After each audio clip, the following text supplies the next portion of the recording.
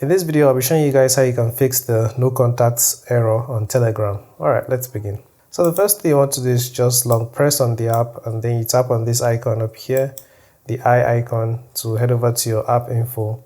And under app permissions, make sure that contacts is allowed. So as you can see over here, it says allowed. So maybe this is the only problem you may be having. So yeah, just select that and maybe you'll be fine. Then you head back to Telegram, and if you have the contacts available now, then you're okay. But if you still don't, then just head over to your main Telegram page and then you tap on this button here and then you tap on settings. Next you tap privacy and security and then you scroll down all the way down and make sure this is enabled. So as you can see, it is disabled for me, so I'm just going to tap it to enable it. And now if I head back to contacts by tapping here and then tapping on contacts, you're going to see that all my contacts are now visible. So that's how you fix the error. Alright, like and subscribe for more videos like this, and if you have questions, leave them in the comments.